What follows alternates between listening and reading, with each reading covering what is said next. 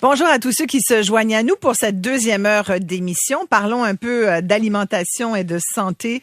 On vit depuis plusieurs années, on sait qu'on vit plus longtemps qu'avant. On aimerait ça aussi pouvoir vivre en bonne santé. Sur 5 millions de Canadiens qui ont plus de 65 ans, on dit qu'il y en a à peu près 15% au moins là, qui souffrent de la maladie d'Alzheimer ou d'une maladie apparentée. Et là, bon, évidemment, on sait qu'il y a tout un pan là, qui tient de la génétique. Là. Si vous avez des parents qui ont l'Alzheimer, vous avez plus de risques de le développer. Mais ce qu'on sait aussi, c'est que de plus en plus, l'Alzheimer, comme d'autres maladies, comme le cancer, par exemple, puis on sait que Richard Béliveau a écrit là-dessus, c'est documenté depuis plusieurs années, il y a un impact sur l'alimentation et le cancer. Au même titre, on peut dire aussi aujourd'hui qu'il y aurait un impact entre l'alimentation et le report de la maladie d'Alzheimer. Alors, c'est pas rien, puis je trouvais ça important d'en parler avec vous parce que je sais que ça vous touche, ça nous touche tous. On a tous envie de vieillir bien et puis surtout avec toute notre tête. Hein. Souvent, on se dit, quand on regarde les chiffres, mon Dieu, vivre plus de 75 ans, c'est quasiment prendre... on a comme un risque sur 2 de développer une maladie débilitante, genre carrément la sénilité ou l'Alzheimer. Alors, est-ce que si on change notre alimentation, on peut s'aider? Il semble que la réponse soit oui. En tout cas, Mme Cuneo, mon invitée, en est convaincue. Elle vient d'écrire « Mieux manger pour prévenir l'Alzheimer et d'autres maladies neurodégénératives ». Merci beaucoup, Cynthia Cuneo, d'être avec nous. Bonjour. Et félicitations, parce qu'hier, vous me disiez là, que c'était la soirée Dux des prix là, pour tout le secteur de l'alimentation. Puis vous avez gagné un prix avec votre livre FODMAP, dont on a, je pense, été parmi les premiers à parler ici à l'émission. Absolument, oui. Fait que bravo. Rappelez-nous ce que c'est un peu la diète FODMAP. Ah bon, la diète FODMAP, ça s'adresse à ceux qui ont des problèmes gastro-intestinaux, en particulier ceux qui ont été diagnostiqués côlon irritable. Alors, il y a une façon vraiment qui marche en 75% des cas. Donc, on a le livre, on a les menus, on a un groupe de soutien sur Facebook. Donc, c'était tout ça qui a eu le prix hier. Bravo. Donc, on est très fiers. Et là, vous venez de sortir ce livre où vous dites aux gens, en mangeant mieux, vous pouvez prévenir l'Alzheimer. Absolument. Ça, c'est quand même assez incroyable. Comme il y a quelques années, on n'aurait jamais dit quelque chose comme ça. Non, mais c'est ça. On a fait beaucoup de recherches dans tous les papiers scientifiques qui ont été écrits, justement pour voir est-ce que ça vaut la peine et comment est-ce qu'il faut manger. Et parce que comme vous dites, on est tous touchés. Puis moi, j'ai un couple d'amis dont les 2 parents de l'un et un parent de l'autre sont affectés. Eux, ils sont terrorisés pour eux-mêmes, sont terrorisés pour leurs enfants. Et puis, j'avais envie de trouver une solution pour mes amis et plein de monde. Donc, effectivement, il y a, comme vous dites, il y a des facteurs qu'on peut pas modifier, sont l'âge, l'hérédité, mais il y a des facteurs modifiables. Il faut aussi, évidemment, être actif physiquement, intellectuellement, mais l'alimentation a un impact très important. Donc, on peut dire à tous ceux qui ont un risque dans la famille, attention, vous pouvez réduire votre risque entre 30 et 50%. Donc, c'est considérable. C'est énorme. Oui. Et puis, évidemment, le plus tôt on commence, le mieux c'est. Ça, c'est... Je veux rappeler aussi aux gens que vous êtes titulaire d'une maîtrise en sciences appliquées, donc vous êtes également chercheur. Quand on parle du cerveau et du vieillissement, situez-nous un peu parce qu'on avait l'impression que on n'avait pas beaucoup d'influence sur la biologie, sur le mécanisme du cerveau. Oui, autrefois on pensait que c'était naturel de vieillir. D'ailleurs, il n'y avait pas autant de monde qui vieillissait. Donc maintenant, c'est d'autant plus important. Parce que on va y avoir une explosion de maladies. Puis l'autre bonne nouvelle en faisant les recherches, c'est que si on mange comme il faut pour le cerveau, on va manger aussi comme il faut pour le cœur. Donc les problèmes cardiovasculaires vont être réduits et aussi le cancer. Vous citiez Richard Béliveau. Et c'est pas mal semblable comme genre de recommandations, les petits fruits, les légumes verts. C'est vraiment avec des spécificités pour le cerveau. Et en effet, on a découvert beaucoup de choses pour le cerveau, justement en étudiant les gens sur une longue période pour les maladies cardiovasculaires. C'est de là qu'on a commencé à observer, parce qu'il y avait des gens qui, en plus de l'observer pour le point de vue de problèmes cardiovasculaires, on pouvait voir s'il y avait au moins une dégénération. Ouais. Ce qu'on sait, dans votre livre, vous parlez de l'atrophie du cerveau, puis vous dites, bon, vous revenez sur le fait qu'on commence à perdre une partie de nos neurones vers l'âge de 40 ans. Bon, pas énorme, mais quand même. Et vous dites, par contre, la diminution de la masse cérébrale, le poids puis le volume, ça commence bien avant ça. Ça commence même à l'adolescence. Oui, il y a cette espèce d'atrophie du cerveau. Donc, est-ce que l'alimentation peut avoir un lien là-dessus? Mais c'est-à-dire qu'on peut avoir cette atrophie, c'est naturel. Ouais. Mais le fait d'avoir l'Alzheimer, c'est une autre chose. Ouais. C'est vraiment une maladie. Donc, il faut comprendre comment est-ce qu'il faut nourrir le cerveau. Donc, il y a une attention particulière par exemple, au repas très balancé, parce que le cerveau a besoin il est très énergivore, hein, le cerveau. Même 20% de ce qu'on mange s'en va là. Donc, à cause de ça, par exemple, on brûle beaucoup, donc on crée beaucoup de radicaux libres. Donc, dont l'importance des antioxydants, surtout pour le cerveau. Mm-hmm. Vous dites qu'il brûle beaucoup. Est-ce que c'est vrai que le cerveau, il mange quoi d'abord? Ah, il mange du sucre. C'est ça, hein? C'est ça. Oui, c'est ça. Donc, il faut avoir... J'osais pas le dire comme ça, mais c'est ça, finalement. C'est du sucre, disons, des carbohydrates. Ouais. Donc, c'est important d'avoir une diète bien balancée, parce qu'on a besoin de ça, sauf que aussi des sucres lents, pas des choses comme pas ça. Du sucre blanc, non, on parle pas du même sucre. Là. Non, non. Donc, le principe de comment est-ce qu'il faut manger, par exemple, pour le diabète, c'est la même chose aussi pour le cerveau. Il faut que ce soit balancé. Okay? Il faut que ce soit bien équilibré. Donc, je parlais un peu de l'importance des protéines et des carbohydrates. Donc, une diète équilibrée pour vous, c'est quoi? C'est-à-dire qu'il faut avoir un petit peu de protéines, il faut avoir beaucoup de fruits et légumes, puis il faut avoir des céréales de type de graines entiers, par exemple, qui ont qui relâchent lentement, qui s'abîment déjà lentement, et puis arroser avec les bons gras. Donc, l'importance des gras, de l'huile d'olive, de l'huile de canola. Est-ce qu'on a fait des tests à savoir sur des groupes distincts, un groupe, par exemple, qui s'alimenterait selon ce régime-là, et un autre groupe témoin qui continuerait à manger de la nourriture industrielle, mettons, oui, et l'Alzheimer? Est-ce qu'on a fait ce genre d'études comparatives? Il y a toutes sortes d'études, plus ou moins d'envergure, parce que c'est très complexe. Et c'est long, ça doit être long. Oui, c'est très complexe. Puis aussi, il n'y a pas vraiment un standard. Donc, en lisant toutes les études, on voit qu'il y a des différents critères. Même pour dire que quelqu'un est affecté par l'Alzheimer, à quel moment tu mesures? Quand il y a les premiers symptômes ou après? Ouais. Donc, on trouve toutes sortes de chiffres. Les études les plus importantes, c'est vraiment les études de la diète méditerranéenne. Alors là, le fameux Predimed, qui a été fait publié en 2013 par des Espagnols, il y a les 7500 personnes qui ont été suivies pendant une période très, très longue. Alors là, vous avez vraiment des gros chiffres. Mais et ça dit quoi? Et ça dit que, effectivement, en mangeant de la façon méditerranéenne, le risque de dégénération, pas juste Alzheimer, mais le déclin cognitif est inférieur d'un certain pourcentage. Donc, on considère que ça repousse l'Alzheimer? Oui.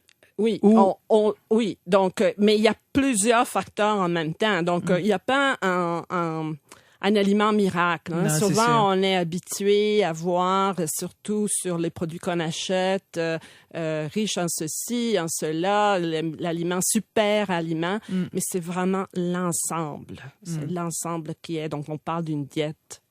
Surtout qu'il y a plusieurs facteurs de risque aussi. Là. Vous dites, il y en a, dans votre livre, vous dites qu'il y a 7 facteurs qui sont associés à la maladie d'Alzheimer. La maladie d'Alzheimer, ce n'est pas qu'une chose. Là. Il y a le diabète, il y a l'hypertension, il y a l'obésité quand on est jeune. C'est-à-dire que quand tu as 40 ans, tu es déjà diabétique, tu as de l'obésité, tu as des problèmes d'hypertension, voilà que ton risque continue d'augmenter. C'est ça. Donc, déjà, on sait, parce qu'on a souvent un spécialiste, Jules Poirier, là, qui vient nous voir à l'émission, puis qui nous rappelle...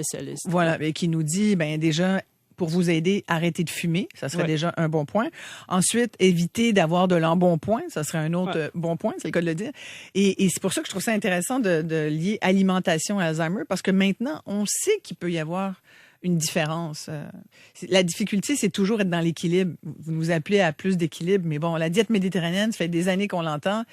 Est-ce qu'on mange comme les Méditerranéens tous les jours? C'est pas évident avec notre Non, c'est climat, pas là. évident. C'est pour ça qu'aux États-Unis, par exemple, ils ont développé la diète MIND. Mm-hmm. Et M, c'est méditerranéen. Et puis, c'est contre le déclin, le déclin du cerveau. Oui, c'est MIND, c'est Mediterranean Dash Intervention for Neurodegenerative Delay. Ouais, c'est ça, pour repousser c'est bon, ça fasse MIND. Oui.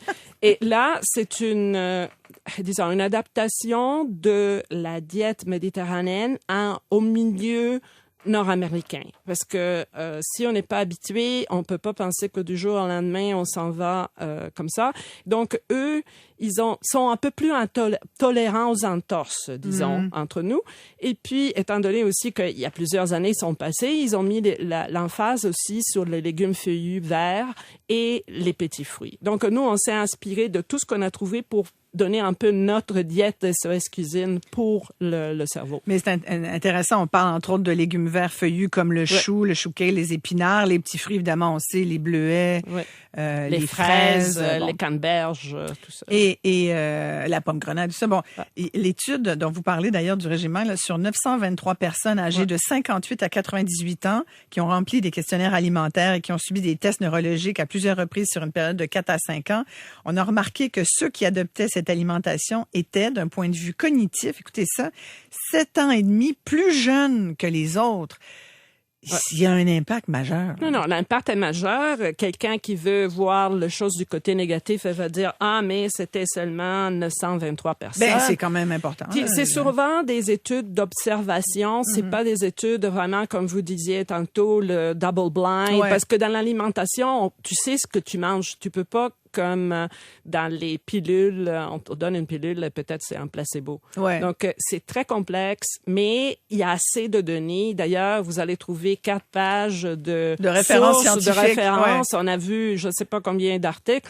Donc, on peut dire, écoute, au pire, ça ne te fait pas mal, puis les recettes sont absolument délicieuses, tu vas bien manger. Donc, on va voir si les auditeurs, ce qu'ils en pensent de ça. Absolument. Est-ce que vous êtes d'accord pour dire que c'est clair que l'alimentation a un impact sur les maladies?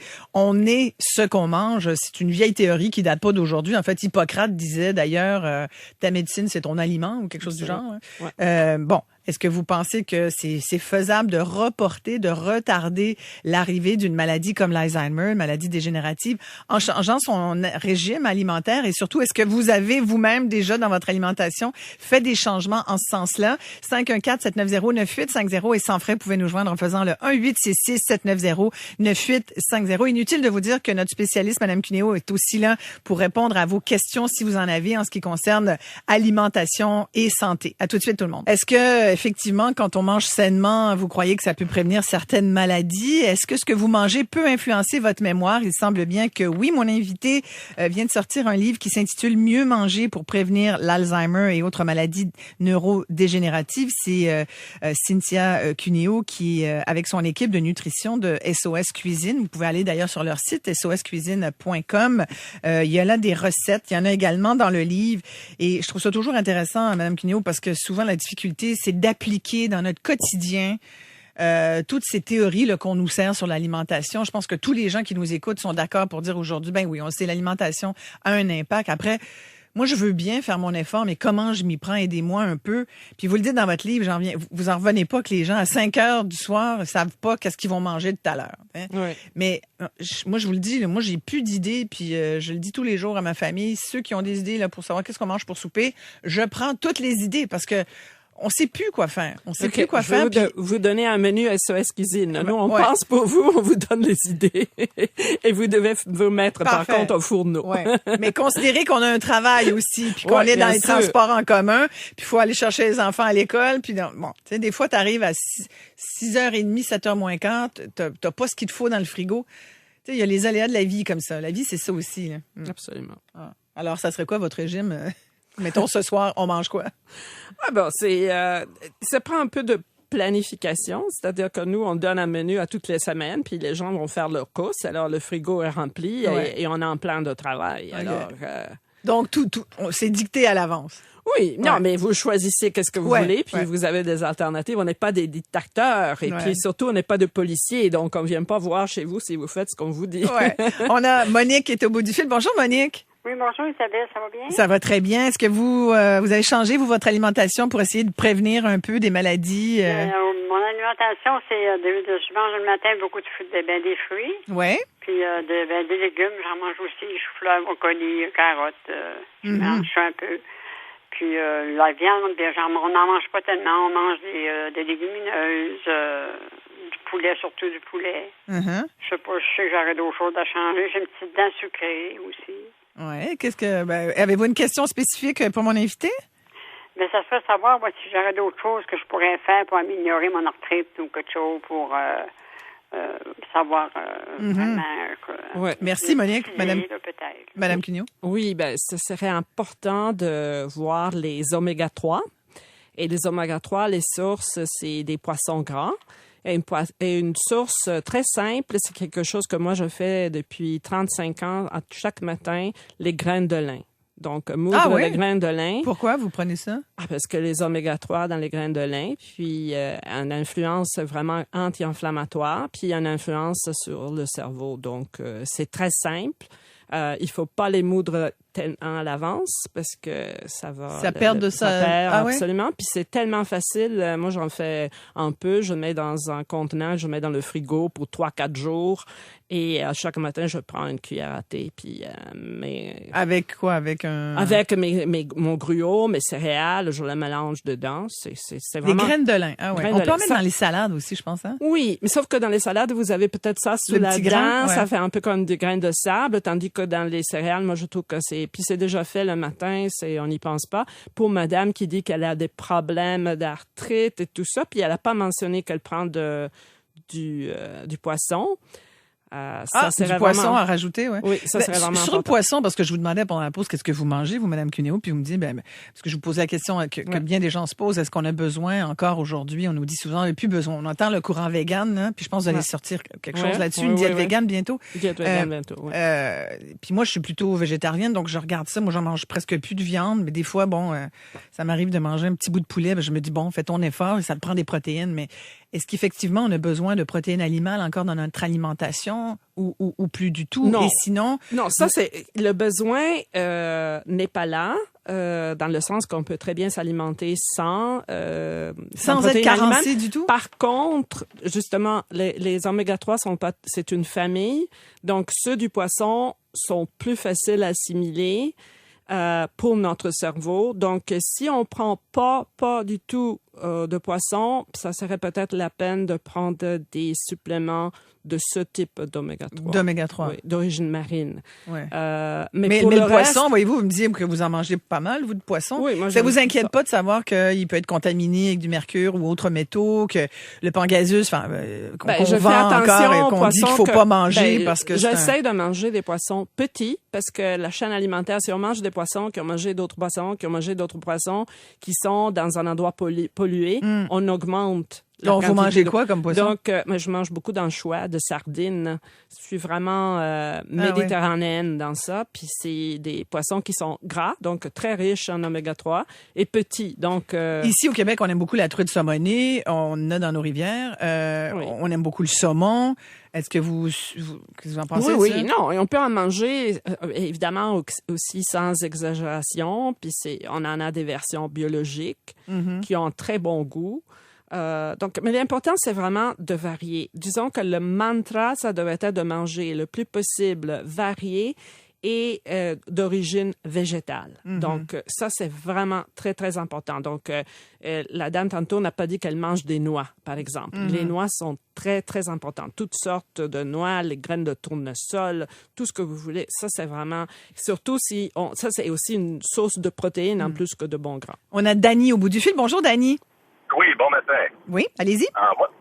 Moi j'appelle parce que la crème Bodwig qui a connu... ses heures de gloire. Ouais.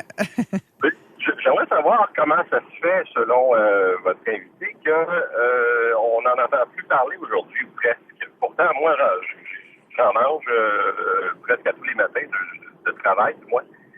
Parce que ça va complètement en ligne avec ce qui est recommandé. C'est quoi de la crème Bodwig déjà, Madame Cuneo? Ben, c'est un mélange avec des graines. C'était la docteure Kuzmin qui était... Catherine Kuzmin, oui, c'est ça. C'était une Suissesse qui a parlé dans les années 70 de l'importance de manger des céréales à grains entiers et tout ça.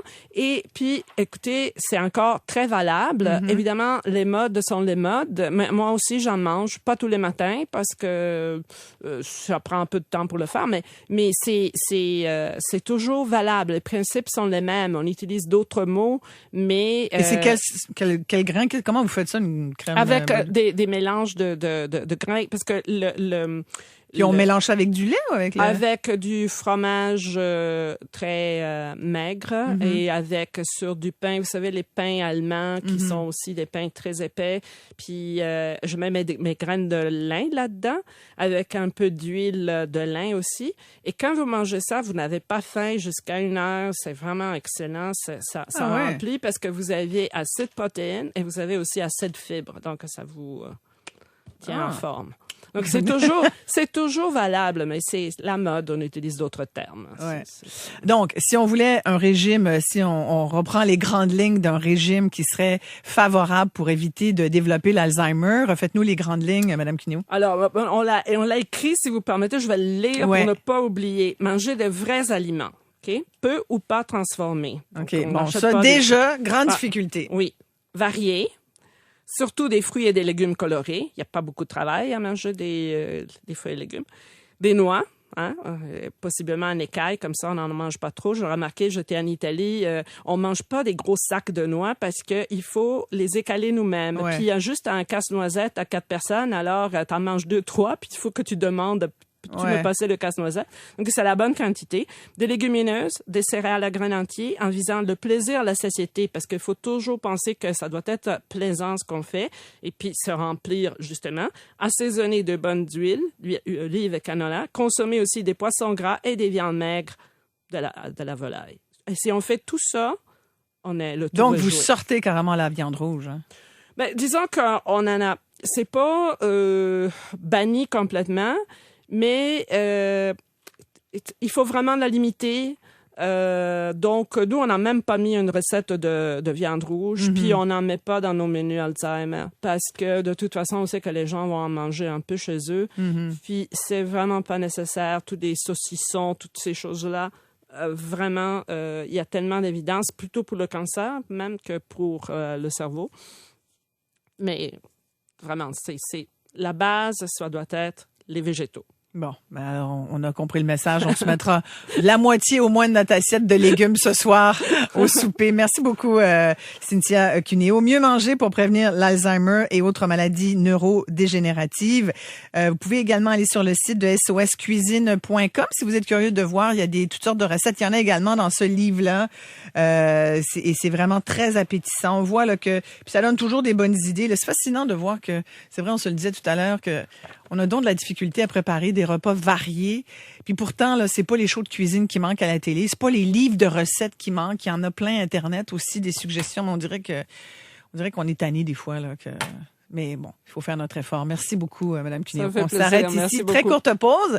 On revient avec un petit débat qui a lieu sur les réseaux sociaux et puis dans l'actualité également. C'est un courant anti-rasage, un peu comme une prise de position de certaines femmes qui ont décidé de ne plus se raser sous les aisselles. J'aurai une invitée qui va nous dire pourquoi elle a décidé de le faire tout de suite après ceci. Restez là.